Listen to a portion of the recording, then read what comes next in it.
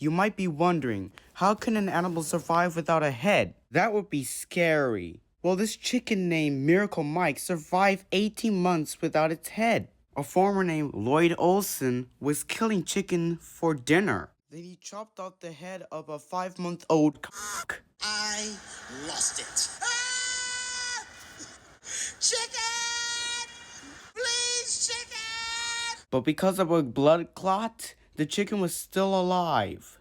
The chicken was walking clumsily and was trying to cluck, but only made a gurgling sound. The chicken became a success just like Smells a Teen Spirit by Nirvana. Olsen then got $4,500 each month. He was fed by an eyedropper until 1947 when he choked on a kernel of corn and then died. But the success didn't stop because there were chicken annuals every May. It's finger-licking good!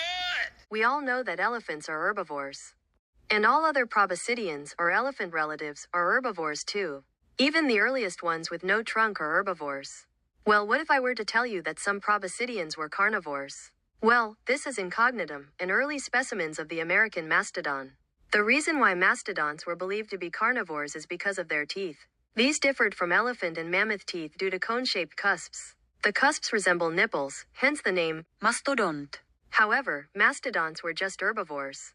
And the only thing they sunk their odd teeth into was plant material. Their teeth were used to crush twigs. And they used their large tusks to scratch bark off of trees. However, there are some reports of their distant living relatives, the elephants, eating fish.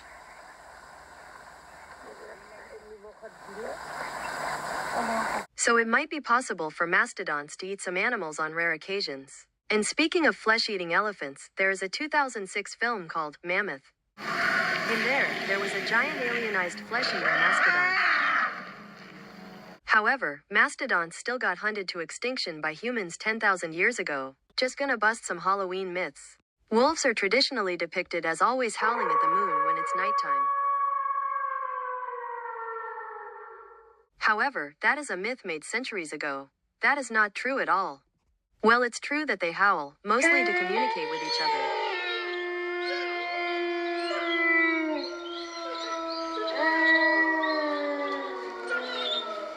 Vampires are always depicted as people who burn to death when roaming in the scorching sun. I can't breathe! It's killing me! Especially when transformed into vampire bats, which are a real thing. Now some bats do enjoy being in the sun. But some, like the vampire bats, burn up when flying in the sun, often resulting in a burning death. And they do drink the blood of humans, hence their scary name. Well, they do not have hollow teeth to suck up the blood. So instead, after biting off a piece of an animal's skin, it rapidly licks up the blood, drinking it up. That is actually what they do. But it is rare to see a vampire bat drink blood from a human. This demonic monkey is nothing but a living nightmare. Gelada, another name, bleeding heart monkey, is used to describe its red fleshy chest. The gelada lives in the Ethiopian highlands at elevations of up to 14,000 feet.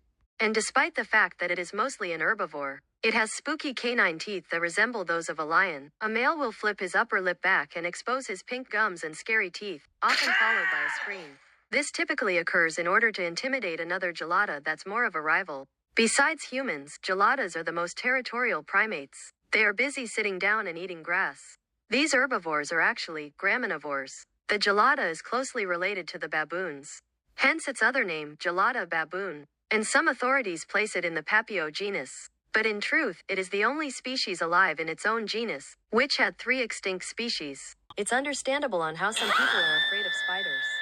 Arachnophobia is actually very common in people. Now, over 50,000 species of these 8-legged freaks have been described, like tarantulas, huntsmans, and even jumping spiders. Now most spiders, like the infamous funnel web spider, are very deadly. The venom from a spider can cause death if not treated immediately. However, some spiders, whether venomous or not, are harmless. And some, like the peacock spider, are actually very cute. But you see, there are some arthropods that are often mistaken for spiders. For example, this is a solifuge. It is also called a camel spider due to a myth depicting it as a carnivore that eats a camel's stomach.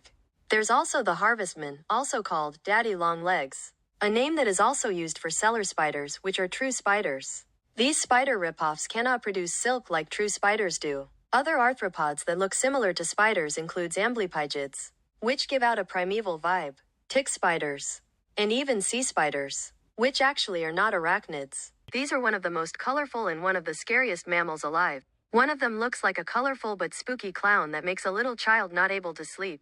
The name for these ugly dollies is drill monkey. These consist of the colorful-looking mandrill, and the quite confusing drill monkey that is not as colorful as the mandrill. They make up a genus called Mandrillus. The scientific name for the mandrill was previously Simia sphinx. Now, drill monkeys were formerly categorized as baboons in the Papio genus. But new studies show that they actually are related to white-eyelid mangabes from the Cercocebus genus. The mandrill is the biggest of all living monkeys, standing 3.5 feet tall on 2 legs and weighing 119 pounds at maximum. Although monotypic, some authors suggest 2 or 3 subspecies, with the third being possible, but needs confirmation. The drill monkey, on the other hand, has 2 subspecies. The male mandrill is just so damn beautiful, and the colors aren't just natural, but are also caused by the reflection of certain fibers. But please do not be fooled, because drill monkeys can be aggressive bastards. See, they have giant lion-like canine teeth. They are frugivores, meaning that they eat both fruits and insects, and even meat. They enjoy roaming the African jungles. But the mandrill is vulnerable, while the poor drill monkey is endangered. 4 infected animals that are essentially real-life zombies. Zombie salmon.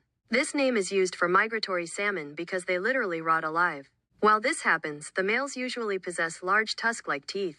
Sadly, they then die. Zombie cockroach. The emerald cockroach wasp is responsible for turning cockroaches into zombies. It stings a cockroach and injects a venom. After laying an egg, the larva will eat the internal organs and then bust out. Zombified ant. Ophiocordyceps is a parasitic fungus, and it inspires the zombie apocalypse from the video game, The Last of Us. As it grows, it pierces the poor ant's body, and then a fruiting body bursts out of the head to attract more ants. Zombie snail. Leucochloridium paradoxum hatches in a Succinia snail, and they fill in the eyes. This is why this infected snail is called a disco snail. These worm-like parasites force the snail to be eaten by a bird, but then they reproduce, causing it to shit out the eggs. 5 animals that are essentially real-life nightmares. Chlamydocelicus. This prehistoric-looking creep has 300 needle-like teeth. Although it looks like an eel, it is a type of shark. Padu. Another name, Pormi1, was coined due to its haunting call. These owl lookalikes are known for their large wide mouth. Solifuge. Its famous name, camel spider, was coined due to a rumor suggesting that it eats camels. But it is not a spider because it can't produce silk. But although it looks frightening, it is harmless. But it still can deliver a bite, but it's not venomous. It chases people not to attack, but only to get shade. Sarcastic fringehead. This 12-inch long fish is an actual horror movie monster. Fringehead describes its spooky-looking giant mouth, while sarcastic apparently describes its temperament. Sicilian. This is an unearthly alien that looks like a worm, with the mouth and teeth of a snake. However, it is a type of amphibian. Why do hamsters look scary while they yawn?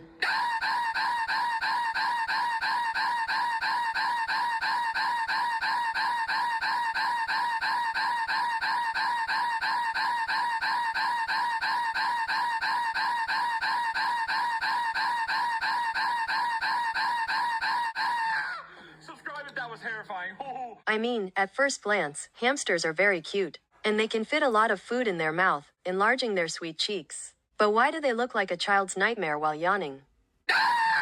Well, it's actually due to their exaggerated facial features. When their mouth is open, they not only expose their sharp teeth, but also their cheek pouches. This yawn can also serve as a sign of stress. At first sight, it looks like a defensive mechanism, but you gotta check a look at your hamster when it yawns. If your yawning hamster is relaxed and unleashing a slow yawn, then that is a positive sign. Subscribe if that was terrifying. Look at this cute sweetie. Do its signature big puppy dog eyes make you want to pet it? Well, No!